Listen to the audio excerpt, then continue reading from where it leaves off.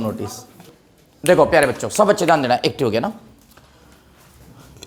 हम बात कर रहे हैं बेटा न्यूक्लियाई की। बताओ किसकी बात कर रहे हैं? न्यूक्लियाई। सबसे पहले ध्यान रखना कि जो न्यूक्लियस है ना बेटा, इसका रिसर्च जो है ना वो किसने किया है? तो ध्यान रखना बेटा, रदरफोर्ड ने। बताओ किसने किया है? रदरफोर्ड ने। ये तो बात हमने कल भी की थी ना। हम स्टार्ट कर रहे हैं बेटा न्यूक्लियाई। न्यूक्लियाई की रिसर्च की बात जाए तो न्यूक्लियाई का जो रिसर्च है वो किसने किया है बेटा? रदरफोर्ड ने। कुछ चीज़ें हैं बेसिकली, उनको मैं फटाफट बता के लिखा रहा हूँ, ये तो थ्योरेटिकल है बेटा। जो न्यूक्लियस होता है हमारा, जैसे कि मान लो ये न्यूक्लियस है बेटा, ये क्या है बेटा? न्यूक्लियस। इसमें मोस्टली डायरेक्ट दो प्रकार के पार्टिकल्स होते हैं। इसके अंदर एक होता है बेटा प्रोटॉन और एक होते हैं न्यूट्रॉन। बताओ क्या क्या होते हैं बेटा इसके अंदर? प्रोटॉन और न्यूट्रॉन होते हैं। ये चीज़ ध्यान रखना, मतलब न्यूक्लियस प्रोटॉन और न्यूट्रॉन से मिलकर बना होता है। तो यहाँ पर हमारे पास में दो चीज़ें आई। एक तो आई बेटा, क्या आई बताओ? न्यूट्रॉन आया। बोलो क्या आया बेटा? न्यूट्रॉन। तो न्यूट्रॉन जो है ना बेटा, इसको एन से रिप्रेजेंट करते हैं। बोलो किससे? एम से। इसका जो रिसर्च है ना किसने किया बताओ? चैडविक ने। इसको वैसे तो जेम्स चैडविक बोल देते हैं ना, जेम्स चैडविक का नाम सुना होगा आपने। तो न्यूट्रॉन की जो रिसर्च है वो किसने की है बेटा? जेम्स चैडविक ने की है। मुझे एक बात बताओ, जो न्यूक्लियस है उसकी किसने की है? रदरफोर्ड ने। और आप ये जान दो बेटा, न्यूट्रॉन जो है, न्यूट्रॉन की रिसर्च किसने की है बेटा? जेम्स चैडविक ने। इसके बाद में एक आता है बेटा प्रोटॉन। बोलो क्या आता है बेटा? प्रोटॉन आता है। प्रोटॉन को पी से डिनोट करते हैं। बताओ प्रोटॉन की रिसर्च किसने की है? प्रोटॉन की रिसर्च बताओ। हाँ, लिखने के बाद बता रहे हो, पहले बता देता, मजेदार वाली बात थी ना। हाँ, तो प्रोटॉन की रिसर्च की है बेटा किसने? गोल्डस्टीन ने। और न्यूट्रॉन की किसने की है? जेम्स चैडविक ने। और न्यूक्लियाई की किसने की है बेटा? रदरफोर्ड ने। बताओ तीनों नाम प्रॉपर आपको याद रह जाएगी ना बेटा, कोई डाउट वाली बात नहीं है। अब यहाँ से हम न्यूक्लियाई स्टार्ट करने से पहले कुछ बेसिकली चीज़ें पढ़ते हैं। बेसिकली चीज़ों में सबसे पहले बेटा एक ये आता है AMU, नाम सुना होगा आपने, एटॉमिक मास यूनिट। क्या बोलते हैं बेटा इसको? Atomic mass unit. बताओ क्या बोलते हैं बेटा इसको? एटॉमिक मास यूनिट बोलते हैं, AMU, एटॉमिक मास यूनिट। बोलो क्लियर है बेटा सब बच्चों के? कोई डाउट वाली बात नहीं है। इसको हिंदी के अंदर आपने नाम सुना हो तो परमाणु द्रव्यमान मात्रक बोलते हैं इसको ना, एटॉमिक मास यूनिट बोलते हैं। अब सब बच्चे सुनना बेटा, जो एटॉमिक मास यूनिट है ना, ये होती क्या है आप बताओ? देखिए आपको पता होगा 1/12 होती है। बिल्कुल सही है। किसका? Mass of carbon 612। Mass of carbon 612, 1 atom. ये भी ध्यान रखना, 1 मोल मत ले लेना। क्या बेटा? 1 एटम। कार्बन जो है 612, उसका जो एक एटम है उसका जो मास है ना, उसका क्या होता है बेटा? 1/12 पार्ट होता है। ये आपको बेसिकली ध्यान रखना है। जब इसको सॉल्व करते हैं हम, तो इस AMU की प्यारे बच्चों जो वैल्यू निकल के आती है वो आती है 1.66 मल्टीप्लाई 10⁻27 kg। बताओ क्या निकल के आती है बेटा? 1.66 मल्टीप्लाई 10⁻27 kg। ठीक है। आप ये ध्यान रखना, AMU को हम U से भी डिनोट करते हैं। बताओ डिनोट किससे करते हैं बेटा? U से, ओनली U। मतलब कहीं भी U लिखा जाए, हाँ ओनली U, बस स्मॉल u। तो ओनली U लिखा आ जाए तो ये समझना ना वो AMU है। बोलो क्या है बेटा? AMU है। क्या है? AMU। कई बार आपके पास ऐसा लिखा आएगा, जैसे कि वो देगा कि मास जो है ना, मास दे देगा कि 5U है। मास कितना है? 5U। 5U का मतलब आप ये समझो कि U का मतलब है 1.66 मल्टीप्लाई 10⁻27। प्यारे बच्चों समझ में आ जाएगा क्या है? बोलो U का मतलब क्या है बेटा? 1.66 मल्टीप्लाई 10⁻27 kg। तो बताओ आपके एटॉमिक मास यूनिट में तो कोई प्रॉब्लम नहीं है ना बेटा? ये हो गई एटॉमिक आपके मास यूनिट। ठीक है। अब समझना मेरी बात को ध्यान से बेटा। चलो ये आपको मैंने समझा दिया एग्जांपल के तौर पे कि कैसे लिखा आएगा। मास इक्वल टू क्या आ जाएगा? 5U आ जाएगा। प्यारे बच्चों क्लियर है बात? अब एक और चीज समझना, यहाँ पे NOT नॉट बेसिकली ध्यान देना बेटा कि हमें क्या है कि न्यूक्लियस और एटम जो है ना, यहाँ पर एनर्जी जूल में हम फाइंड नहीं करते। एटम और न्यूक्लियाई के अंदर हम एनर्जी किस में फाइंड नहीं करते बेटा? जूल में। आपने केमिस्ट्री में भी देखा होगा कि हम इलेक्ट्रॉन वोल्ट में एनर्जी की बात करते हैं। जैसे आपने पढ़ा होगा -13.6 इलेक्ट्रॉन वोल्ट। तो हम यहाँ एनर्जी को कंसीडर करते हैं किसके अंदर बेटा? इलेक्ट्रॉन वोल्ट के अंदर कंसीडर करते हैं। क्या मेरी बात समझ में आ गई क्या बेटा? यानी कि अगर यहाँ हमारे ऐसा ही सिस्टम से एनर्जी अगर जूल के अंदर निकल रही है तो हम जूल को प्यारे बच्चों किस में कन्वर्ट करेंगे? इलेक्ट्रॉन वोल्ट में कन्वर्ट करेंगे। तो मैं क्या लिख रहा हूँ यहाँ पे बेटा? कन्वर्ट। बोलो क्या? कन्वर्ट जूल इनटू, बोलो बेटा, इलेक्ट्रॉन वोल्ट। हम जूल को किस में कन्वर्ट करना चाहते हैं बेटा? इलेक्ट्रॉन वोल्ट से। तो आपको ये ध्यान देना है बेटा, डिवाइडेड बाय, बताओ क्या बेटा? 1.6 मल्टीप्लाई 10⁻90। मतलब आप क्या करो बेटा? जूल की कोई भी वैल्यू आ गई, आप उसमें डिवाइड कर दीजिएगा। कितना डिवाइड करोगे बताओ प्यारे बच्चों? 1.6 मल्टीप्लाई 10 टू पावर माइनस 19। बताओ कितना बेटा? 1.6 मल्टीप्लाई 10 टू पावर माइनस 19। जैसे कि सुनो, आपके पास में एग्जाम्पल के तौर पे दे दे कि आपके पास में आ गई 3.2 multiply 10 to power minus 36 joule आ गया। ये एनर्जी आ गई है ना बेटा, ये क्या आ गई बेटा? एनर्जी आ गई। अब आपको इसको किस में कन्वर्ट करना है? इलेक्ट्रॉन वोल्ट में। तो बताओ कैसे करोगे बेटा? बताओ 3.2 multiply 10 to power minus 36 divided by 1.6 multiply 10 to power minus 9, और ये क्या आ गया बेटा? इलेक्ट्रॉन वोल्ट आ गई। बोलो बात समझा गई क्या बेटा? मतलब इसमें 1.6 मल्टीप्लाई 10 टू पावर माइनस 19 से क्या करना है बेटा? डिवाइड करना है। तो बताओ E इक्वल टू कितना आ जाएगा बेटा? 2 मल्टीप्लाई 10 टू पावर, बताओ कितना आ जाएगा? 36 में से 20 जाएंगे तो कितना आएगा? 16। तो ये कितना आ जाएगा? 17 10 to power minus 17 electron volt. क्या गलत लिख दिया क्या यार मैंने? आ गई क्या मेरी बात समझ में? 17 ही आएगी क्या? पक्का ना? तुम भी विश्वास कर रहा हूँ मैं, तुमने बोला इसलिए लिख रहा हूँ। तो बोलो इलेक्ट्रॉन वोल्ट के अंदर हमारे पास में एनर्जी जो है वो आ गई। बताओ क्या यहाँ तक की बात समझ में आ गई क्या बेटा? क्लियर है? एक सबसे इंपॉर्टेंट नोट, ये नोट ही चल रहा है बेटा। नोट नंबर 1, नोट नंबर 2, बेटा हम मास को जो है ना, मास को हम जो है एनर्जी में कन्वर्ट कर सकते हैं। हाँ, मास को किस में कन्वर्ट कर सकते हैं? मास कैन बी कन्वर्ट, बोलो क्या? कन्वर्ट इनटू, बोलो क्या? Into energy. बेटा हम मास को किस में कन्वर्ट कर सकते हैं? एनर्जी में कन्वर्ट कर सकते हैं। बताओ कैसे? मास को हम एनर्जी में बदल सकते हैं। बताओ कैसे? बेटा इसके लिए ही तो आइंस्टाइन फेमस है, E equal to M C square. ध्यान दो बेटा, E इक्वल टू क्या है बोलो? M C square. यहां मास रख दो आप और उसको लाइट की स्पीड के स्क्वायर से क्या कर दो? मल्टीप्लाई कर दो, तो वो मास किस में कन्वर्ट हो गया? एनर्जी में। तो ये एक प्यारा सा फॉर्मूला जो है वो आप ध्यान रखिए बेटा, ये बेसिकली चीज है। E इक्वल टू बताओ क्या होता है बेटा? M C square. ये काम में आता है मास को किस में कन्वर्ट करने के लिए? एनर्जी में कन्वर्ट करने के लिए। यहाँ पर प्यारे बच्चों जो C है ना, वो है स्पीड ऑफ लाइट। क्या है बेटा? Speed of light. जनरली इसके अप्रॉक्स जो वैल्यू लेते हैं वो लेते हैं 3 मल्टीप्लाई 10 टू पावर 8 मीटर पर सेकेंड। बोलो क्या लेते हैं? 3 मल्टीप्लाई 10 टू पावर 8 मीटर पर सेकेंड। बताओ प्यारे बच्चों क्या मेरी बात समझ में आ गई क्या? बोलो ना यस और नो। चलो कॉपी करो फटाफट फास्ट। अब सुनो बेटा, सब ध्यान देना। अब यहाँ पे जो है ना मैं बात कर रहा हूँ एनर्जी। बोलो क्या? एनर्जी। एनर्जी इन 1 AMU या रिलेट टू 1 AMU। 1 AMU से एनर्जी कितनी रिलेटेड होती है ये वैल्यू आपको डायरेक्ट याद रखनी है। पहले तो मैं कन्वर्ट करना सिखा देता हूँ। बताओ कन्वर्ट कैसे करेंगे बेटा?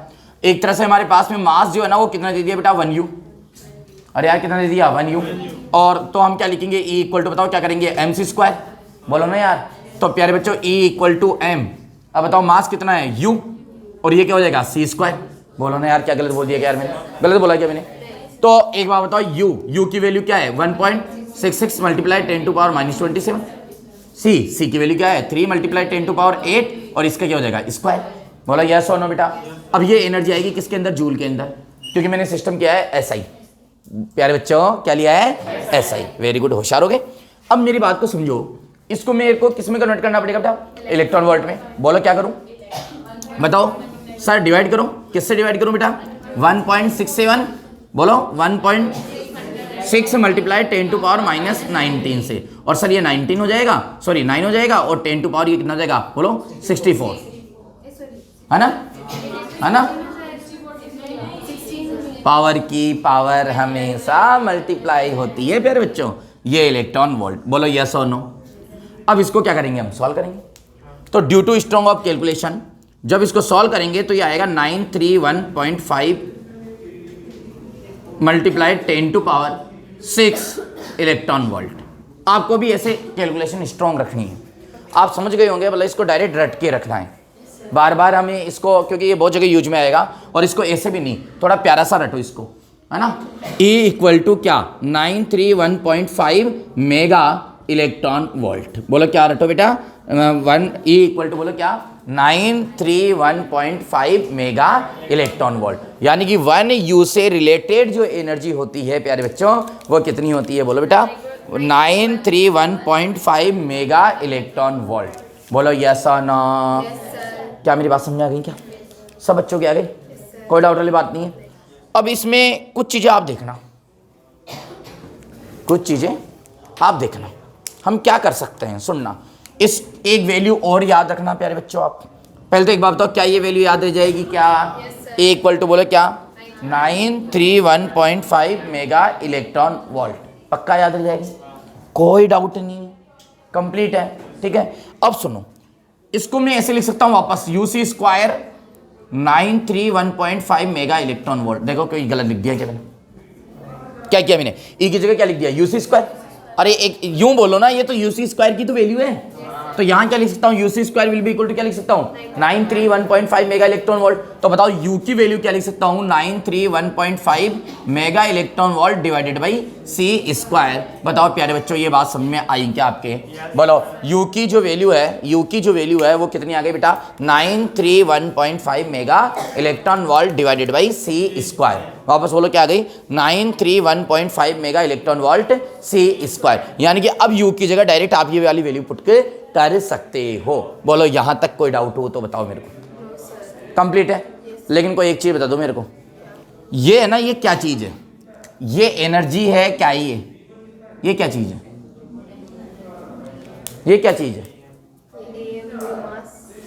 बेटा? ये मास है। ये क्या है? मास। कैसे पहचानने में आया ये मास है? क्योंकि बेटा इधर ये यू क्या है? मास है। और प्रिंसिपल ऑफ होमोजेनिटी क्या बोलती है? इधर जो होगा वो इधर होगा। तो ये किसकी वैल्यू है? मास की वैल्यू है। बोलो किसकी वैल्यू है बेटा?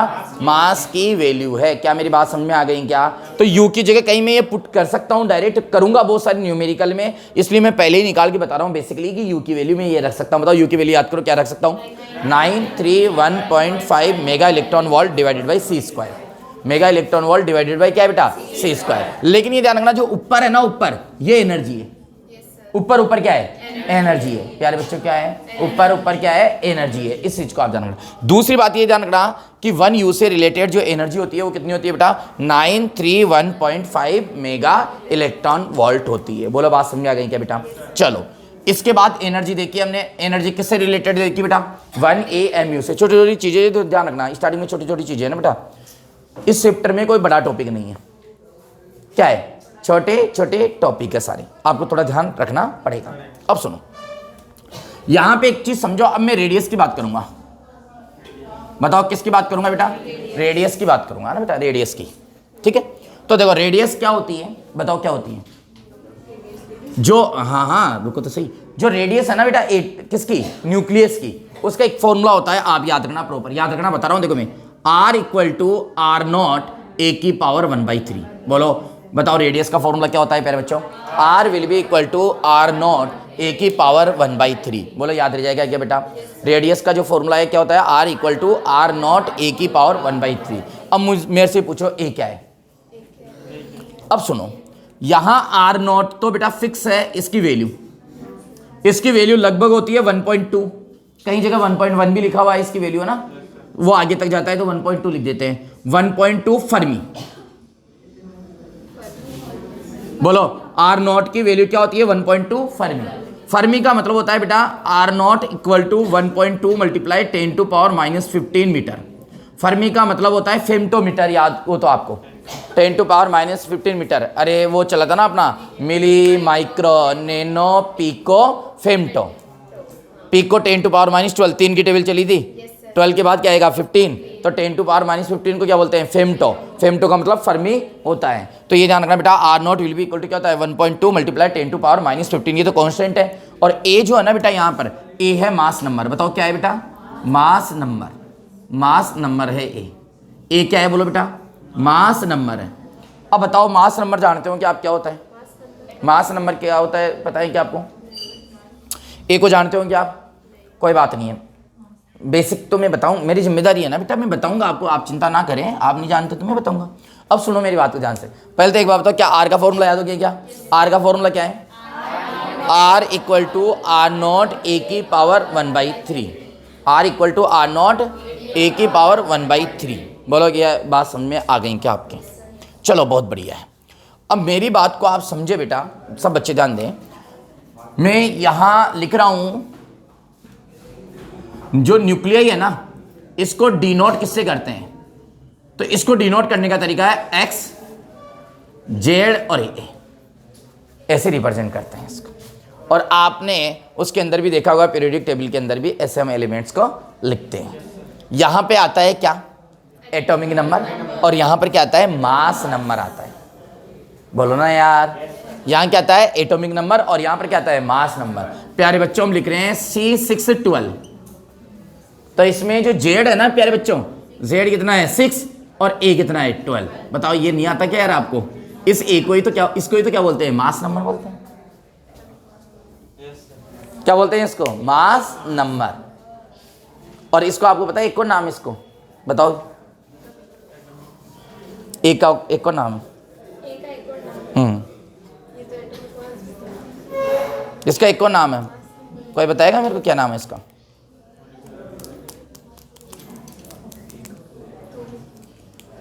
अरे बोल, अरे यार दादा तुम थोड़ा बोलो तो सही यार।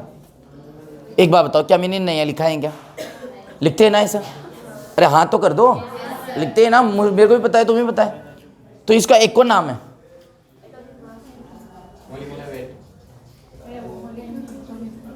इसका एक और नाम कैसे है, समझ नहीं आ रहा। जिस इसको मास नंबर बोलते हैं ना, इसको एक और बोलते हैं नंबर ऑफ न्यूक्लियॉन्स। नाम सुना है क्या आपने,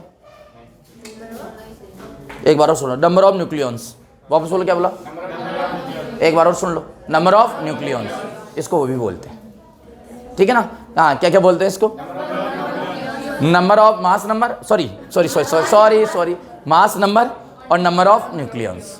अब मेरे से पूछो नंबर ऑफ न्यूक्लियॉन्स क्या होता है, जो मास नंबर होता है वो नंबर ऑफ न्यूक्लियॉन्स होता है, लेकिन हम तो अभी भी ये नहीं जान पाए सर ये मास नंबर। अब मुझे एक्चुअल बताओ मास नंबर क्या है। मैंने आपको थोड़ा ये तो बता दिया कि मास नंबर कौन सा होता है, क्या बता दिया, मास नंबर कौन सा होता है। आप मुझे बता दो एक्चुअल मास नंबर होता क्या है, क्या होता है ये मास नंबर, क्या है ये, क्या है ये। ठीक है बेटा मैं बता रहा हूँ, मुझे मौका दे। सुनो बेटा, ए इक्वल टू होता है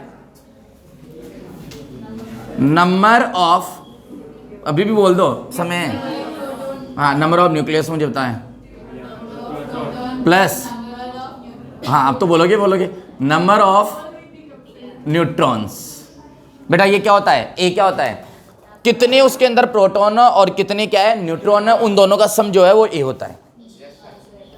मास नंबर क्या होता है, कितने प्रोटॉन है और कितने न्यूट्रॉन है। तभी तो मैं एटम पे नहीं गया, एटॉमिक स्ट्रक्चर को एक ही दिन में ब्रेक करने का कारण क्या है, यही सब कुछ चीज़ें बेटा, ताकि अपन बेसिकली डीप से चीज़ों को निकाल पाए। बेटा मैं बताऊं आपको, कोई भी न्यूक्लियस होता है ना, इसका मतलब क्या है, कार्बन के अंदर मतलब कि न्यूट्रॉन और प्रोटॉन का जो सम है ना बेटा वो 12 है। बताओ क्या है, न्यूट्रॉन और प्रोटॉन का सम जो है वो क्या है, 12 है। अब एक और चीज़ सुनो कि जेड जो है ना वो क्या होता है, एटॉमिक नंबर होता है। बोलो क्या होता है, एटॉमिक नंबर होता है, और ये इक्वल होता है number of proton, number of proton. अब तुम बोलोगे सर लेकिन हमने तो एक और चीज पढ़ी है, जेड जो है वो नंबर ऑफ इलेक्ट्रॉन के इक्वल भी होता है। तो मैं बोलूंगा आपने गलत पढ़ी है। नहीं सर कैसे गलत हो सर, इससे ही तो हम इलेक्ट्रॉन कॉन्फ़िगरेशन लिखते हैं, क्या बात करते हो आप। अरे हाँ ना तो कुछ तो बोल दो दादा, मैं कोई नए शब्द यूज कर रहा हूँ क्या। आप बोलोगे ना कि सर जेड से तो हम इलेक्ट्रॉन कॉन्फ़िगरेशन लिखते हैं। चलो किससे लिखते हो आप इलेक्ट्रॉन कॉन्फ़िगरेशन, बताओ। जेड से तो लिखते हो, तो जेड को क्या मानते हो आप, नंबर ऑफ इलेक्ट्रॉन्स। अरे यही तो मानते हो, तो क्या जेड नंबर ऑफ इलेक्ट्रॉन्स होता है, क्या होता है। अरे बोलो रे यार, तो नहीं होता तो फिर क्यों मानते हो आप जेड के इक्वल नंबर ऑफ इलेक्ट्रॉन्स। मैं बताता हूँ आपको, क्योंकि जितने प्रोटॉन के नंबर होते हैं इलेक्ट्रॉन के नंबर होते हैं, एटम तो न्यूट्रल है, तो आपने बताया था क्या। अरे वो मैं एटम की तो बात ही नहीं कर रहा। सुनो प्यारे बच्चों मेरी बात सुनो, आप लोग सही हो, जेड नंबर ऑफ इलेक्ट्रॉन्स होता है, लेकिन हम ये बोल देना पर्याप्त नहीं है कि जेड नंबर ऑफ इलेक्ट्रॉन्स होता है। जैसे मान लो आपके वहाँ पे 4 ऑप्शन आ गए कि Z equal to number of protons, Z equal to number of electrons, Z equal to number of neutrons, none of these. अब मैं आपको 100% बोल सकता हूं कि आप टिक किस पे लगाओगे, नंबर ऑफ इलेक्ट्रॉन्स पे, क्योंकि आप कॉन्फ़िगरेशन के साथ खूब खेले हो, आपको इस पे ट्रस्ट नहीं होगा, कंफर्म, क्योंकि ये यूज भी नहीं है। लेकिन आप ये देखो कि सही यही है, आप ये देखो सही यही है। मेरे से पूछो क्यों, कारण सुनना आप, मैं समझा रहे, समझ में आए तो बताना बेटा ना। चीजें देखो बेसिकली एक बार बेसिक स्ट्रॉन्ग हो गए ना, फिर हमें दिक्कत नहीं है, क्योंकि चीजों को हमें बेसिकली सॉल्व करना पड़ेगा, फिर हम हाईएस्ट लेवल पे जो है वो जाएंगे। सुनो प्यार बच्चों, ये मेरे पास में मान लो नाइट्रोजन का न्यूक्लियाई है, बोलो किसका है? मेरे को बताओ नाइट्रोजन का एटॉमिक नंबर क्या 7 होता है क्या? क्या मैं सही हूं क्या? इसका मतलब ये है कि इसके अंदर 7 प्रोटॉन है बेटा। बताओ कितने प्रोटॉन है? 7। तो प्यारे बच्चों इसके अंदर ये भी सुन लो आपकी 7 ही क्या है? इलेक्ट्रॉन है इसके अंदर। 7 ही क्या है? इलेक्ट्रॉन।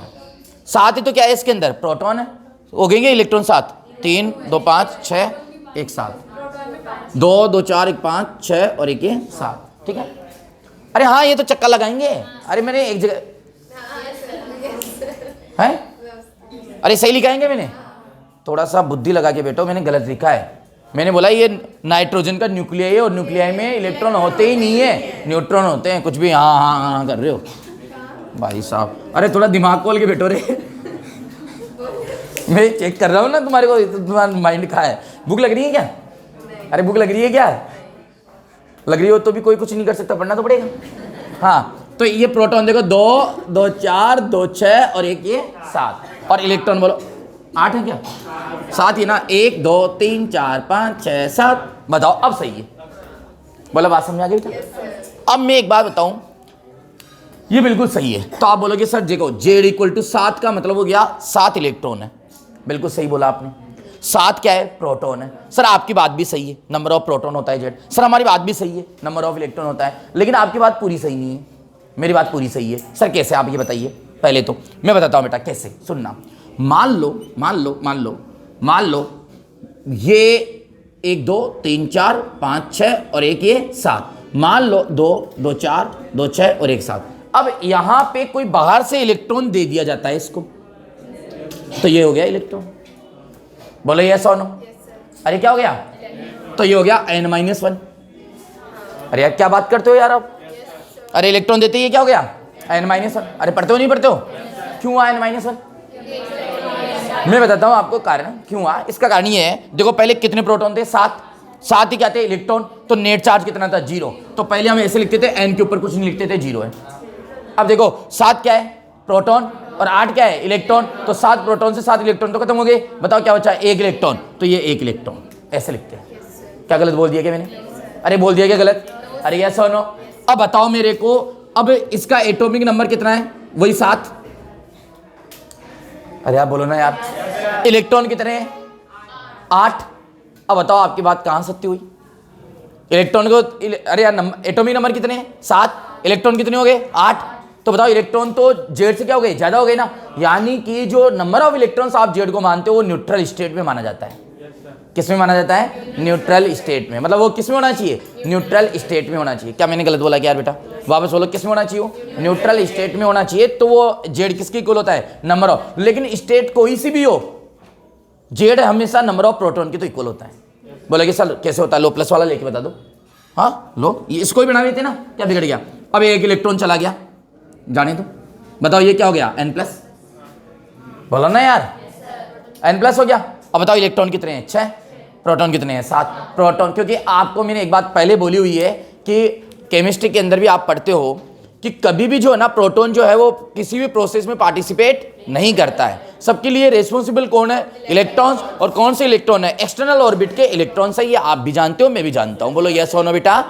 इसका मतलब हम सीधे अर्थों में ये कह सकते हैं कि जो जेड होता है ना वो प्रॉपरली क्या होता है? नंबर ऑफ प्रोटॉन होता है। बोलो क्या होता है? Number of proton. और जो प्यारे बच्चों आप पढ़ते हो नंबर ऑफ इलेक्ट्रॉन, वो पढ़ते हो न्यूट्रल स्टेट में। बताओ किस में पढ़ते हो? न्यूट्रल स्टेट में। अगर वहां पे माइनस आ रहा है या प्लस आ रहा है तो यानी कि नंबर ऑफ इलेक्ट्रॉन्स जो है वो या तो बढ़े हैं या क्या हुए हैं? घटे हैं। माइनस आ रहा है तो इसका मतलब बढ़े हैं, और प्लस आ रहा है तो इसका मतलब घटे हैं नंबर। बोलो बात समझ में आ गई क्या? अब आपसे कभी ये भी पूछ ले, सुनो मेरी बात को ध्यान से, मेरी बात को ध्यान से सुनना बेटा। जैसे कि आपको वो दे दे कि O2 माइनस है, ठीक है? तो बताओ इसका जेड कितना है? बोलोगे सर 8 है। तो ऑक्सीजन में कितने इलेक्ट्रॉन होते हैं? 8। लेकिन वो किस में होते हैं? न्यूट्रल में। माइनस है तो बढ़े। तो कोई पूछ ले कि O2 माइनस में इलेक्ट्रॉनों की संख्या बताओ, तो 10 है।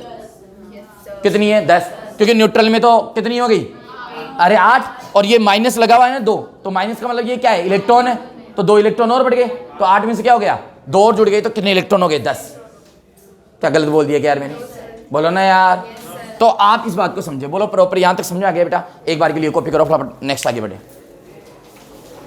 इतना दिमाग क्यों लगा रहे हो? पहले सुनो, पहले सिलेक्शन हो जाए फिर बात करना, फिर समझाऊंगा। इतना दिमाग लगा रहे हो, अलग अलग सपने देख रहे हो। कोई तो मेरे हिसाब से ये सपना देख लियो, अच्छा मैं 60,000 का क्या लूँगा ये आते ही ये ले लूँगा ना। तो अरे रुको तो सही, थोड़ा सा सुनो मेरी बात को ध्यान से। तो हम कहाँ थे? हाँ वहाँ पे थे हम। कहाँ पे? रेडियस हमने देख ली थी। वहाँ पे हमने देखा ए क्या होता है बेटा, मास नंबर होता है। मास नंबर क्या होता है? नंबर ऑफ न्यूक्लियंस होता है। नंबर ऑफ न्यूक्लियंस का मतलब क्या होता है? Sum of number of proton plus मतलब कि नंबर ऑफ न्यूट्रॉन्स। मतलब न्यूट्रॉन और प्रोटॉनों की जो संख्या होती है उसका सम क्या होता है बेटा? वो होता है मास नंबर, जिसको ए से हम जो है वो रिप्रेजेंट करते हैं। सुनो बेटा, सबसे इंपॉर्टेंट बात है डेंसिटी। बताओ क्या बेटा? डेंसिटी। देखो हमने अभी रेडियस निकाली, बोलो क्या निकाली बेटा? रेडियस। जनरली जो न्यूक्लियाई है ना उसको स्फेरिकल माना गया है। बोलो क्या माना गया है? स्फेरिकल। मान लो इसकी रेडियस आर है। बताओ क्या है बेटा? आर है। प्यारे बच्चों समझना, रेडियस कितनी है? आर। ठीक है। मान लो इसका जो मास नंबर है वो ए है। बताओ मास नंबर क्या है? ए। बोलो ना यार, मास नंबर क्या है? ए। मेरी बात को थोड़ा सा समझने का ट्राई करना यहाँ पे आप, जो मैं बोलना चाह रहा हूँ। आपको पता है कि जो न्यूक्लियस होता है ना उसके अंदर प्रोटॉन होते हैं और उसके अंदर क्या होते हैं? न्यूट्रॉन होते हैं। बोलो न्यूक्लियस के अंदर क्या क्या होते हैं? प्रोटॉन और न्यूट्रॉन होते हैं। बोलो ना यार। वेरी गुड, शाबाश। न्यूट्रॉन और प्रोटॉन होते हैं। एप्रोक्स न्यूट्रॉन और प्रोटॉन का मास है ना सेम होता है। एप्रोक्स सेम होता है। बोलो क्या? न्यूट्रॉन और प्रोटॉन का जो मास है ना एप्रोक्स क्या होता है बेटा? सेम होता है ना, सेम होता है। एप्रोक्स सेम होता है, मिलता जुलता होता है। 10⁻⁻27 10⁻27 पॉइंट के बाद डिजिट में थोड़ा सा अंतर आता है। तो अभी के लिए मैं थोड़ी सी देर के लिए, बाकी तो हर जगह में अलग अलग मास लूंगा डेंसिटी के लिए, क्योंकि एप्रोक्स डेंसिटी में देख रहा हूं तो वहां पे सबका मास सेम ले रहा हूं। अब मुझे एक बात बताओ, यहां पर एक प्रोटॉन है, एक प्रोटॉन का मास है mp। बताओ कितना है? कितना है? mp। एक प्रोटॉन का मास। बताओ दो प्रोटॉन अगर हो तो मास कितना होगा न्यूक्लियस का? 2 mp। अरे बोलो ना यार। अगर 3 प्रोटॉन हो तो, 5 प्रोटॉन हो तो, ए प्रोटॉन हो तो AMP। तो क्या मैं थोड़ी सी देर के लिए बोल सकता हूं क्या इस न्यूक्लियाई का मास होगा AMP? क्या गलत बोल दिया क्या यार मैंने? ये एप्रोक्स मास है, एग्जिट मास नहीं है। एग्जिट मास तो मैं बताऊंगा क्या होगा? एग्जिट मास तो बताऊं क्या होगा? बताऊं क्या? बता देता हूं। पहले तो ये क्या हो गया? एप्रोक्स मास। बोलो क्या हो गया? किसका मास हो गया? एप्रोक्स न्यूक्लियस का। न्यूक्लियस का एप्रोक्स मास समझ में आ गया क्या बेटा? क्योंकि ए क्या है? संख्या है। ए क्या है? संख्या है, नंबर है कि कितने प्रोटॉन है और कितने न्यूट्रॉन है। तो मान लो 10 है प्रोटॉन और न्यूट्रॉन मिला के। अब एक प्रोटॉन या न्यूट्रॉन का मास कितना है? MP। तो 10 का कितना होगा? 10 MP। 50 होंगे तो कितना होगा? 50 MP। ए होंगे तो कितना होगा? AMP। बोलो ना यार। सर एग्जिट मास भी निकाल के बता दो। एग्जिट मास में हम क्या है? दोनों का अलग अलग मास निकाल के जोड़ेंगे। मान लो इसमें प्रोटॉन P है। बताओ कितना है? P। बोलो ना यार, प्रोटॉन की संख्या कितनी है? P। तो P और ये MP और प्लस बताओ न्यूट्रॉन कितने हैं? मान लो N है। बोलो कितने हैं? N। और ये MN। ये एग्जिट मास ये आता है न्यूक्लियस का। सर नहीं आई समझ, फिर से समझो। अरे यार मैंने कुछ भी नहीं किया, अब अलग अलग कर दिया। मैंने क्या कर दिया बेटा? अलग अलग कर दिया। कैसे अलग अलग कर दिया प्यारे बच्चों बताओ? बोलो ना यार, तुम बोल ही नहीं रहे भाई। मैंने बोला कि मान लो एक प्रोटॉन का मास क्या है? MP। 3 प्रोटॉन होंगे, 3 प्रोटॉन का मास कितना हो गया? 3 MP। मान लो इस न्यूक्लियस का मान निकालो, 3 प्रोटॉन 3 न्यूट्रॉन। तो 3 प्रोटॉन का मास निकालूंगा, 3 न्यूट्रॉन का निकालूंगा, दोनों को क्या कर दूंगा? जोड़ दूंगा, टोटल मास आ जाएगा। बोलो ना यार। तो एक प्रोटॉन का मास है MP, प्रोटॉनों की संख्या कितनी है? P। एक न्यूट्रॉन का मास है MN, न्यूट्रॉनों की संख्या कितनी है? N। तो बताओ इनको जोड़ दूंगा तो क्या टोटल मास आ जाएगा? क्या यह है रियल मास और यह है एप्रोक्स मास। एप्रोक्स में मैंने इन 6 को एक जगह गिन लिया क्योंकि इनका मास क्या होता है? लगभग लगभग सेम होता है। बोलो ना। हाँ, तो ये लगभग लगभग, सुनो मेरी बात को ध्यान से, सबका मास क्या होता है? सेम। तो इन सबको मैंने टोटल कितना मान लिया? A मान लिया। टोटल कितना मान लिया? A। अब बताओ डेंसिटी कैसे निकालेंगे? ये तो हो गया इसका बेसिकली चीज। अब मेन डेंसिटी। तो सर देखो डेंसिटी में आप कुछ मत बोलो, आप फॉर्मूला बताओ। आप तो आपको पता है मास अपॉन वॉल्यूम होता है। बोलो क्या होता है प्यारे बच्चों? Mass upon volume. क्या मैंने गलत बोला क्या?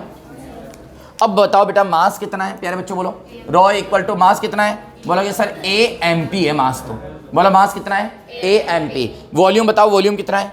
तो वॉल्यूम सर देखो 4/3 पाई r³ होता है। अरे यार क्योंकि सर स्फेरिकल है तो ये होगा 4/3 पाई r³। तो बताओ बेटा rho will be equal to क्या हो जाएगा? AMP। बोलो ना यार। तो ये क्या हो जाएगा? 4/3 पाई r0 A⁻1/3 का क्यूब। क्या गलत बोला हो तो बताओ? अरे क्योंकि r की वैल्यू बताई थी अभी आपको मैंने, क्या होता है? r0 A⁻1/3। तो प्यारे बच्चों rho will be equal to क्या हो जाएगा? MP divided by 4/3 pi R0 cube और A, यस सर। क्योंकि आपको पता है 1/3 की पावर 3 है तो वो कट जाएगी। तो बताओ A से A क्या हो जाएगा, कट जाएगा। तो A से A कट के बताओ डेंसिटी जो है ना वो कितनी आ जाएगी बेटा, MP डिवाइडेड बाई बोलो क्या हो जाएगा 4/3 पाई R0 क्यूब। अब आप काश बात सुनो मेरी, पूछो क्या, MP फिक्स वैल्यू होती है mass of proton, mass of proton fix value होती है। देखो मैं आपको बता दूं, मास ऑफ प्रोटॉन आपको पता है बेटा, आपको पता है ना, कल भी लिखा है था मैंने, mass of proton 1.67 multiply 10⁻⁻27 kg होता है।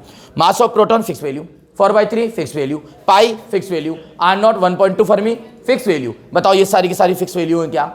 अब बताओ मेरे को, क्या रो जेड पे डिपेंड कर रहे हैं क्या, बताओ ना यार, क्या जेड पर डिपेंड कर रहे हैं क्या रो ये बताओ ए पर डिपेंड कर रहे हैं क्या, बोलो ना यार, ए पर डिपेंड कर रहे हैं क्या, नहीं। क्या जेड पे डिपेंड कर रहे हैं क्या, नहीं। यानी कि जो रो है ना तो वो जेड पे डिपेंड करता है, ना ही रो किस पे डिपेंड करता है, ए पर। कहने का मतलब ये है पूरी पीरियोडिक टेबल के जितने भी एलिमेंट्स है उनकी डेंसिटी सेम होती है। यानी कि वो बोलते कि साहब नाइट्रोजन की डेंसिटी इतनी है तो बताओ ऑक्सीजन की कितनी होगी, भाई उतनी ही होगी, उस पर कोई फर्क नहीं पड़ेगा, क्योंकि ना तो एटॉमिक नंबर पे डिपेंड कर रहा है और ना ही किस पे डिपेंड कर रहा है, मास नंबर पे। प्यारे बच्चों, हमें ग्राफ पूछ ले कि बोलो रो और जेड में ग्राफ बनाओ तो वो ऐसे आएगा। हमें बोल दे कि भाई साहब रो और ए में ग्राफ बताओ तो वो ऐसे आएगा, क्योंकि रो ना बढ़ेगा ना रो घटेगा। बताओ प्यारे बच्चों, ये डेंसिटी वाला कॉन्सेप्ट भी क्लियर हो गया क्या। छापो 4,500 का हिसाब किताब लगा रहेंगे तो क्या मैंने क्या बता। चलो देखो बेटा, अब जान दो हम बात कर रहे हैं, बताओ किसकी बात कर रहे हैं, बताओ। देखो हाँ, मुझे बताया डेंसिटी हो गई। देखो बेटा, ए के बारे में आप जान चुके, कुछ एक, जैसे कि मैं एक क्वेश्चन लिख रहा हूँ बेटा, हमारे पास में जो है वो ये 8 और 17 है, ठीक है। आपको यहाँ क्या क्या बताना है, सबसे पहले बिल्कुल बेसिकली हम पूछ रहे हैं, आपको ए बताना है, आपको जेड प्रोटॉनों की संख्या बतानी है, आपको न्यूट्रॉन की संख्या बतानी है, ये तीनों बताना है इसके अंदर बेटा। आपको मास नंबर बताना है, आपको प्रोटॉन की संख्या बतानी है, आपको न्यूट्रॉन की संख्या बतानी है। बोलो आंसर क्या होगा, बताओ। आप यही बताओ ना डायरेक्ट। आप बोलोगे सर ए तो हो गया 17, सर पी हो गया 8, क्योंकि जो है जेड जो है ना वो किसके इक्वल होता है बेटा, पी के इक्वल होता है। और एक बात ध्यान रखना बेटा, ए का फॉर्मूला होता है जेड प्लस एन। बोलो ए का फॉर्मूला क्या होता है बेटा, जेड प्लस एन। यानी कि मास नंबर क्या होता है, number of proton plus number of neutron. क्या गलत बोला क्या यार मैंने, बोलो क्या बोला, number of proton plus number of neutron. ये बात समझिए। अब यहाँ पर आइए, देखो बेटा, ए की वैल्यू कितनी है हमारे पास 17, जेड की वैल्यू हमारे पास कितनी है 8, तो ये क्या निकल जाएगा बेटा एन। तो बताओ एन की वैल्यू कितनी हो जाएगी, 17 माइनस 8, यानी कि कितनी हो जाएगी बेटा 9। पक्का ये 9। बताओ क्या ये वाली बात समझ में आ गई क्या आपके। यानी कि बेटा ए का जो फॉर्मूला होता है ना प्यारे बच्चों, वो क्या होता है, ए का फॉर्मूला बोलो बेटा जेड प्लस एन होता है। बोलो ए का फॉर्मूला क्या होता है बेटा, जेड प्लस एन होता है। क्या सबके समझ में आ गई क्या ये बात, किसी को कोई डाउट वाली बात नहीं ना बेटा। जेड का जो फॉर्मूला, सॉरी ए का फॉर्मूला होता है वो जेड प्लस एन होता है ना। तो ये चीज़ें आपको थोड़ी सी जो है वो ध्यान रखनी है। अब सुनो, यहाँ पर एक मैं लिख रहा हूँ बेटा, आप ये समझना कुछ, जैसे कि 6, 12 और 6, 30। क्या लिखा मैंने, 6, 12 और 6, 13, ठीक है बेटा। सुनो, इसके अंदर आप ये देखो जेड क्या है, सेम है। बोलो जेड क्या है बेटा, सेम है। लेकिन आपको पता है ए क्या है, डिफरेंट। अरे यार बोलो ना यार। और बताओ ए को ऐसा लिखो, इसको ऐसा मत लिखो, इसको ऐसा लिखो। इसके लिए जेड कितना है 6, और इसके लिए भी जेड कितना है 6, और इसके लिए ए कितना है 12, और इसके लिए ए कितना है 13, और इसके लिए एन कितना है, बोलो बेटा 6, और इसके लिए एन कितना है 7। क्या सही लिखा क्या मैंने। आप ये देखो मेरे पास मोस्टली 3 चीजें हैं। बोलो कितनी चीजें हैं, 3, जेड, ए और एन। प्यारे बच्चों ये ध्यान रखना, अगर जेड सेम है तो इसको बोलते हैं आइसोटॉप्स। बोलो क्या बोलते हैं इसको, आइसोटॉप्स बोलते हैं इसको। बोलो क्या ये समझ में आ गई क्या बेटा, ये क्या है बेटा, आइसोटॉप्स। आइसोटॉप्स में एटॉमिक नंबर क्या होते हैं, सेम होते हैं, लेकिन मास नंबर क्या होते हैं बेटा, अलग होते हैं, और नंबर ऑफ न्यूट्रॉन क्या होते हैं बेटा, अलग होते हैं। बोलो ना यार, यस और नो, कोई डाउट वाली बात नहीं है, इसको बोलते हैं आइसोटॉप, ठीक है। अब मुझे एक बात बताओ, आइसोबार किसको बोलते हैं। जैसे कि मैं आपको बताऊं बेटा, सुनना, बताओ मैं लिखूं कार्बन 14 और नाइट्रोजन 14, ये 7 और ये 6 है ना। अब बताओ बेटा कार्बन, यहां पर बताओ जेड कितना है, बोलो 6, जेड कितना है 7, बोलो यहां पर ए कितना है 14 और ए कितना है यहाँ पे 14, बोलो ना यार। यहाँ पे एन कितना है, बोलो 14 में से 6 जाएगा तो 8 और यहाँ पर एन कितना है, बोलो 7, बोलो यस और नो। आप देखो तीनों में से केवल एक ही सेम है जो कि है मास नंबर, इसको बोलते हैं आइसोबार। बोलो क्या बोलते हैं बेटा, आइसोबार। क्या ये बात समझ में आ गई क्या बेटा, इसको क्या बोलते हैं आइसोबार और इसको क्या बोलते हैं आइसोटॉप। ठीक है, अब बताओ एक बच गया क्या, अगर न्यूट्रॉन की जो नंबर है वो क्या हो बेटा, सेम हो। आप समझना बेटा, एक बार मैंने किसको सेम किया, जेड को, तो उनको क्या बोलते हैं आइसोटॉप्स। अब मैं एक बार बताऊं, इतना इसमें लोड लेने वाली बात ही नहीं है। मैं एक बार बताऊं, सीधी सी बात ये है, एलिमेंट देगा, निकाल के चेक करके देख लो क्या है क्या नहीं है, क्योंकि एलिमेंट ऐसे आएंगे जो आपको पता नहीं है, ऐसे नहीं आएंगे कार्बन नाइट्रोजन, ये भी ध्यान रख लेना बेटा, ठीक है ना। वो तो वहाँ पे निकाल के क्या कर लो, चेक कर लो, जेड सेम है तो हम क्या बोल देंगे उसको, भाई ये क्या है आइसोटोन, आइसोटॉप्स। और अगर बेटा मतलब कि ए सेम है तो क्या बोल देंगे आइसोबार, और अगर एन सेम है तो उसको बोल देंगे isotone, isotone, tone tone, isotone, ध्यान रखना बेटा आइसोटोन। बोलो बात समझ आ गई क्या। तो आइसोटोन में क्या होता है, बोलो एन क्या होता है बेटा, सेम होता है और बाकी सब क्या होते हैं, डिफरेंट होते हैं, ठीक है ना। चलो इसको कॉपी कर लो फटाफट, आइसोटॉप्स, आइसोबार, आइसोटोन। देखो बेटा ध्यान दीजिए सब बच्चे, अब हम एक का ना बहुत छोटा सा प्यारा सा टॉपिक है, मास डिफेक्ट। बताओ क्या है बेटा, मास डिफेक्ट, हम पढ़ रहे हैं मास डिफेक्ट। देखो पहले तो देखो कि मास डिफेक्ट होता क्या है, समझना बेटा मेरी बात को ध्यान से। हम है ना न्यूक्लियस का जो मास निकाल रहे हैं ना, वो दो तरीके से निकाल रहे हैं। बताओ प्यारे बच्चों कितने तरीके से निकाल रहे हैं, दो तरीके से। किसका मास, न्यूक्लियस का जो मास है हम दो तरीके से निकाल रहे हैं। प्यारे बच्चों आप फोकस करना, वो दो तरीके कौन से हैं, सब बच्चे ध्यान देना प्लीज, एक्टिव होकर ध्यान देना आप लोग, है ना। द्रव्यमान क्षति, हिंदी के अंदर इसको बोलते हैं द्रव्यमान क्षति, नाम सुना होगा आपने, द्रव्यमान क्षति नाम सुना।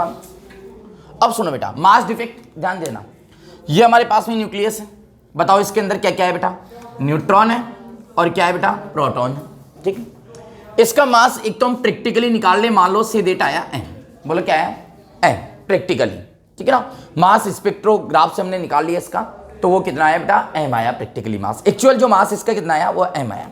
अब समझना, लेकिन इसको अगर हम कैलकुलेटेड मास देखें इसका, कैलकुलेटेड मास, तो कैलकुलेटेड मास कैसे निकालेंगे इसका, कैलकुलेटेड मास निकालेंगे हम इसका कि कितने प्रोटॉन है, क्या बेटा कितने प्रोटॉन है, तो प्रोटॉन कितने होते हैं, जेड, बोलो ना यार, प्रोटॉन कितने होते हैं, जेड। एक प्रोटॉन का मास कितना है, एमपी, ये तो कुल प्रोटॉन का मास आ गया। अब न्यूट्रॉन कितने होते हैं, एन, बोलो ना यार, न्यूट्रॉन कितने होते हैं, एन, और एक न्यूट्रॉन का मास कितना है, एम एन, ये कैलकुलेटेड मास आ गया। क्योंकि हमें पता है न्यूक्लियस के अंदर क्या है, प्रोटॉन और न्यूट्रॉन, तो न्यूक्लियस के मास का मतलब क्या है, प्रोटॉन और न्यूट्रॉन का मास। वापस बोलो क्या, अरे यार न्यूक्लियस के मास का मतलब क्या है, प्रोटॉन और न्यूट्रॉन का मास। तो हमने ये तो निकाला कैलकुलेटेड मास, ये हो गया हमारा एक तरह से प्रैक्टिकल मास, एक्चुअल मास। तो ये देखा गया कि ये वाला जो मास है ना, ये कम आता है, और कैलकुलेटेड मास क्या आता है, ज्यादा आता है। ये वाला मास क्या आता है, ज्यादा आता है, और ये वाला मास क्या आता है, कम आता है। समस्या होगी कि ये वाला मास क्या है, ज्यादा है, और ये वाला मास क्या है, कम है। तो इन दोनों के मास का जो डिफरेंस है, इन दोनों के मास का क्या है बेटा, जो डिफरेंस है उसी को हम क्या बोलते हैं, मास डिफेक्ट बोलते हैं। बताओ क्या बोलते हैं, मास डिफेक्ट बोलते हैं। तो मास डिफेक्ट बताओ क्या हो जाएगा, डेल्टा एम, बोलो क्या हो जाएगा बेटा, डेल्टा एम इक्वल टू, बताओ दोनों का डिफरेंस ले लो, तो Z M P plus N M N minus capital M. बताओ मास डिफेक्ट समझ में आया क्या बेटा, थोड़ा सा इसमें इक्वेशन लंबी लंबी चलेंगी, अभी रुकना अभी। बोलो ये मास डिफेक्ट समझ में आ गया। तो मास डिफेक्ट क्या हो गया, कैलकुलेटेड मास, कौन सा मास हो गया, कैलकुलेटेड मास, और एक तरह से क्या हो गया, प्रैक्टिकल मास, एक्चुअल मास। इनका जो डिफरेंस है वो क्या होता है बेटा, मास डिफेक्ट के इक्वल होता है। बोलो क्या होता है, मास डिफेक्ट के इक्वल होता है। इसको हम ऐसे भी लिख सकते हैं, कैसे लिख सकते हैं, सुनना ध्यान से, delta M will be equal to, delta M will be equal to, इसको ऐसे लिख सकते हैं, देखो जेड एम पी, बोलो क्या है बेटा यहाँ पे, जेड एम पी, और इसको हम लिख सकते हैं ए माइनस जेड एम एन, और ये लिख सकते हैं माइनस एम। देखो मैंने क्या किया बेटा, देखना एक बार, देखिए क्या किया मैंने, बताओ एक बार, बताओ क्या किया। अरे यार देखो ना, मैंने कुछ भी नहीं किया, एन की जो एन को रिप्लेस कर दिया। बताओ किसको रिप्लेस कर दिया, एन, क्योंकि मुझे पता है, मैं जानता हूं कि ए इक्वल टू क्या होता है, जेड प्लस एन, तो एन इक्वल टू क्या हो जाएगा, ए माइनस जेड। ये इसलिए किया क्योंकि ए और जेड ऐसा है जो एलिमेंट में डायरेक्ट दिखता है, क्योंकि जेड कहाँ आता है नीचे, ए कहाँ आता है ऊपर, तो ये एलिमेंट में डायरेक्ट दिखता है। तो बताओ ये वाला फॉर्मूला आपको याद रखना है, डेल्टा एम इक्वल टू क्या होता है बेटा, Z M P plus A minus Z M N, Z M P plus A minus N, बोलो क्या, A minus Z M N minus capital M. अब ये वो केवल और केवल पर्सन में आपको पता है क्या देगा, बस एम देगा और मास डिफेक्ट पूछेगा और कुछ नहीं देगा। बाकी डेटा आपको पता होना चाहिए, एटॉमिक नंबर आपको पता होना चाहिए, उसका मास नंबर आपको पता होना चाहिए, एमपी की वैल्यू आपको पता होना चाहिए, एमएन की वैल्यू आपको पता होनी चाहिए। बताओ क्या प्यारे बच्चों आपको मास डिफेक्ट समझ में आ गया क्या? चलो कॉपी करो बेटा, मास डिफेक्ट टॉपिक डालो बेटा, मास डिफेक्ट, इसके अंदर डेफिनेशन वाइज भी लिख लो। यस पता है ऐसा कब करते हैं, जब आदमी, अरे ना किसने बोला, जब आदमी का ध्यान नहीं हो तो उसको, वो उसमें भी ध्यान नहीं है, वो ऐसे कर रहा है तो उसको ये भी पता नहीं है मैं क्या कर रहा हूँ, उसका ध्यान कहीं और जा रहा है ना।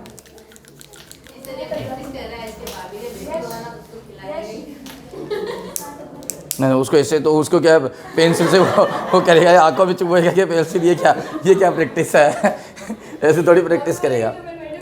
चलो ध्यान दीजिए बेटा, अब देखो यहाँ पे न्यूक्लियाई के अंदर हमने बहुत नॉर्मल सी चीज़ें देखी, हमने एटॉमिक मास यूनिट देखी, हमने रेडियस देखी, हमने डेंसिटी देखी, डेंसिटी के बाद हमने मास डिफेक्ट देखा, ठीक है प्यारे बच्चों। अब हम देखेंगे बाइंडिंग एनर्जी, बोलो क्या देखेंगे बेटा, बाइंडिंग एनर्जी। यहाँ सुनो, बाइंडिंग एनर्जी क्या होती है कि जो न्यूक्लियस है ना, न्यूक्लियस के जो एलिमेंट्स हैं, मेरी साधारण भाषा को सुनना, क्योंकि बाइंडिंग एनर्जी में तरह तरह के स्टेटमेंट लिखे हुए आते हैं, ये आपको अपनी लैंग्वेज में स्टेटमेंट लिख लेना है जो मैं बता रहा हूँ आपको, आप समझना मेरी बात को ध्यान से। देखो बेटा क्या कि जो हमारे पास न्यूक्लियस है उसके जो एलिमेंट्स है, एलिमेंट्स क्या है न्यूक्लियस के, प्रोटॉन और न्यूट्रॉन, ठीक है ना। तो उन एलिमेंट्स को दूर दूर करने के लिए जितनी एनर्जी चाहिए उस एनर्जी को बोलते हैं बाइंडिंग एनर्जी। बोलो क्या बोलते हैं उसको, बाइंडिंग एनर्जी। जितने भी एलिमेंट्स हैं उन एलिमेंट्स को कहाँ दूर दूर करने की। अब कोई पूछते कितनी दूर, इन्फिनिटी पर, क्योंकि हमेशा दूर का मतलब क्या है हमारे लिए, इन्फिनिटी। पता नहीं है दूर क्या, पता नहीं है क्या है। तो जितने भी एलिमेंट्स हैं न्यूक्लियस के, उनको सेपरेट करने के लिए जो एनर्जी रिक्वायर्ड होती है उस एनर्जी को बोलते हैं हम बाइंडिंग एनर्जी। क्या बोलते हैं उसको, बाइंडिंग एनर्जी, नंबर 1। नंबर 2 ये समझो कि सारे एलिमेंट्स को एक जगह करके न्यूक्लियस बनाने के लिए जो एनर्जी चाहिए उसको भी बोलते हैं बाइंडिंग एनर्जी, क्योंकि जितनी एनर्जी उनको हटाने में चाहिए उतनी एनर्जी उनको लाने में चाहिए। बोलो ना यार, ये मेरी बातों को आप समझे कि इसको थ्योरेटिकल आपको अपनी लैंग्वेज में लिख लेना है, इसको बाद में समझो कि जो न्यूक्लियस है, एनर्जी कौन सी एनर्जी बेटा, जो न्यूक्लियस है उसके जितने भी एलिमेंट्स हैं उनको सेपरेट करने के लिए जो एनर्जी चाहिए उसको बोलते हैं बाइंडिंग एनर्जी। या सारे एलिमेंट्स को एक जगह करके न्यूक्लियस बनाने के लिए जो एनर्जी चाहिए उसको क्या बोलते हैं, binding energy. Mathematical binding energy क्या होती है, ये तो मैंने बोला आपको थ्योरेटिकल। मैथमेटिकल होती है energy related to mass defect is called binding energy. बोलो क्या, energy related to mass defect, mass defect से रिलेटेड जितनी एनर्जी है उसको हम क्या बोलते हैं, बाइंडिंग एनर्जी बोलते हैं। यह है मैथमेटिकल क्वेश्चन को सॉल्व करने के लिए। यानी कि आप क्या करो, मेरी बात को सुनो, अगर आपको बाइंडिंग एनर्जी पूछ रहे, बाइंडिंग एनर्जी क्या कर ले बेटा, पूछ रहे, तो सबसे पहले आप क्या करो बेटा, सबसे पहले आपको बाइंडिंग एनर्जी को फाइंड करने के लिए सबसे पहले आप निकालो डेल्टा एम। बोलो क्या निकालो, डेल्टा एम। पूछो डेल्टा एम क्या है, तो पूछो मत, आप ये देखो कि ये मास डिफेक्ट है। बोलो क्या है, सबसे पहले क्या निकालो आप, डेल्टा एम यानी कि मास डिफेक्ट निकालो। फिर प्यारे बच्चों आप क्या करो, मैं से पूछो क्या करें, तो फिर आप बाइंडिंग एनर्जी का फॉर्मूला लगा दो डेल्टा एम सी स्क्वायर। इस मास डिफेक्ट को आप कन्वर्ट कर दो एनर्जी के अंदर, और किसी भी मास को एनर्जी में कन्वर्ट करते हैं, आइंस्टाइन भाई साहब जिंदाबाद, E equal to M C square, equal to M C square. क्या प्यारे बच्चों मेरी बात समझ में आ रही है कि आप लोगों को बोलोगे ऐसा कोई दिक्कत, तो binding energy will be equal to क्या होती है, डेल्टा एम सी स्क्वायर। बोलो क्या होती है, डेल्टा एम सी स्क्वायर होती है बाइंडिंग एनर्जी। ये चीज आपको ध्यान रखना है बेटा, binding energy will be equal to क्या होता है, डेल्टा एम सी स्क्वायर। क्या याद रह जाएगा क्या आपको, या नहीं रहेगा, रह जाएगा ना पक्का। अब सुनो मेरी बात को ध्यान से, ये मैथमेटिकल निकालने के लिए सबसे क्या निकालो पहले आप, मास डिफेक्ट, और मास डिफेक्ट को किससे मल्टीप्लाई कर दो बेटा, सी स्क्वायर से मल्टीप्लाई कर दो। क्या मेरी बात समझ में आ रही है क्या? अब आपको ये चीज समझ में आएगी कि मैंने थोड़ी देर पहले क्या बताया था, थोड़ी देर पहले क्या बताया था वो बात अब आपके समझ में आएगी बहुत अच्छे से। पूछो कैसे, बता रहा हूं। अब मान लो एक क्वेश्चन के लिए, हालांकि इसको मैं बाद में करूंगा आगे सॉल्व, आप इधर समझना। वो बोले क्वेश्चन दे दिया, if delta M equal to, mass defect दे रहा है वो 6 7 U, देन बाइंडिंग एनर्जी बताओ कितनी होगी। यानी मास डिफेक्ट वो दे दिया, कैलकुलेट करके दे दिया, बोलो ना यार, क्या दे दिया, कैलकुलेट करके दे दिया मास डिफेक्ट को। कितना दिया है 67 U, है ना, कितना दिया है 67 U। अब मुझे निकालना है बाइंडिंग एनर्जी, फॉर्मूला बोलो, बाइंडिंग एनर्जी इक्वल टू, बोलो क्या होगा, डेल्टा MC²। क्या गलत बोला क्या मैं? तो बाइंडिंग एनर्जी प्यारे बच्चों वो कितनी हो जाएगी, डेल्टा M कितनी है 67U.C²। अरे यस और नो, लेकिन मेरे को तो मेगा इलेक्ट्रॉन वोल्ट में चाहिए एनर्जी, अभी आई कहाँ? अब एक तो ऑप्शन ये है कि U की वैल्यू यहाँ पुट करो, अब ऑप्शन सुनना, U की वैल्यू आप पुट करो 1.67, सुनना मेरी बात को, U की वैल्यू पुट करो 1.67 मल्टीप्लाई 10⁻, यहाँ से मैं बता देता हूँ दो मेथड, मेथड नंबर फर्स्ट और मेथड नंबर सेकंड, ये लो दो मेथड बता देता हूँ यहाँ पे सोल्व करने का। तो मेथड नंबर फर्स्ट में कर रहे हो आप बाइंडिंग एनर्जी इक्वल टू 67, फिर यहाँ लगा रहे हो 1.67 मल्टीप्लाई 10⁻27 U की वैल्यू पुट कर रहे हो, फिर कर रहे हो यहाँ 3 मल्टीप्लाई 10⁸ और इसका स्क्वायर ये आया जूल में, बोलो ना यार, नहीं आई समझ में? फिर उसके बाद में बोलोगे सर देखो बाइंडिंग एनर्जी आ जाएगी 67 1.67 मल्टीप्लाई 10⁻27, सर 9 और 10⁻16, और सर देखो अब 1.6 मल्टीप्लाई 10⁻19, ये सर इलेक्ट्रॉन वोल्ट, बोलो यस और नो? आपको नहीं लग रहा कैलकुलेशन बढ़ रही है? अब आप मेरे तरीके पे आओ जो मैंने आपको सिखाया था स्टार्टिंग में, आप कुछ मत करो, अब देखना आप कितना मस्त तरीके से इसको सॉल्व करोगे। बाइंडिंग एनर्जी इक्वल टू 67, है ना, U की वैल्यू रखो 931.5, है ना, mega electron volt divided by क्या, C²। अरे यार क्या बात करते हो, लिखवाया था मैंने बोला था याद रखना, इसको काम में आएगी, और बेटा C² से C² को उड़ा दो, ये आ गई बाइंडिंग एनर्जी, बस खत्म मामला, बस केवल इसको एक मल्टीप्लाई करना है आपको। क्या गलत बोल दिया क्या मैंने? एक इतना सोल्व करो, एक ये करो, बताओ इजी कौन सा है, ये वाला, इसलिए मैंने बोला था U की वैल्यू आप जो है वो ध्यान रखना। क्या बताओ ये पूरा पैटर्न समझ में आ गया कि आपको बाइंडिंग है, बाइंडिंग एनर्जी का फॉर्मूला क्या हो गया, डेल्टा MC², डेल्टा M की वैल्यू आपको वो U में दे दे। हाँ कोई बोले सर अब बताओ डेल्टा M की वैल्यू kg में दे दे, तो मैंने ये थोड़ी बोला है कि हमेशा ये ट्रिक लागू हो जाएगी, अब kg में दे दे तो फिर ऐसे ही करना है, फिर क्या करें? अरे नहीं आई बात समझ में आ रही है क्या? अब सुनो मेरी बात को ध्यान से, तो binding energy will be equal to क्या दे दिया बेटा, डेल्टा MC²। अगर इसको मैथमेटिकल में और आगे लिखना चाहूं तो बाइंडिंग एनर्जी का जो फॉर्मूला है ना, बाइंडिंग एनर्जी का जो फॉर्मूला है ना वो जाएगा ZMP plus A minus ZMN minus capital M, और ये हो जाएगा भाई साहब C²। आप मना नहीं कर सकते, आप इसलिए मना नहीं कर सकते क्योंकि हमने अभी डेल्टा M का फॉर्मूला आपको याद करवाया है, बोलो ना यार ये सुनो। तो ये आप ये फॉर्मूला ऊपर का याद रख लें क्योंकि डेल्टा M तो आपको कैलकुलेट करना वैसे भी आता है, और एक चीज मैंने आपको कन्वर्ट करना बता ही दिया। बताओ क्या बाइंडिंग एनर्जी पूरी समझ में आ गई क्या बेटा? बाइंडिंग एनर्जी की थ्योरी में आप दो डेफिनेशन थ्योरेटिकल आप खुद लिखना कि उसके सारे एलिमेंट को सेपरेट करने के लिए जो एनर्जी चाहिए उसको बाइंडिंग एनर्जी बोलते हैं, या सारे एलिमेंट्स को एक जगह करके न्यूक्लियस बनाने के लिए जो एनर्जी चाहिए उसको क्या बोलते हैं, बाइंडिंग एनर्जी बोलते हैं। और मैथमेटिकल लिख लेना, energy related to mass defect is called binding energy. मुझे लग रहा है मुझे लिखाना पड़ रहेगा, शक्ल ऐसे लग रही है, लिख लोगे आप? मैं लिखाऊं?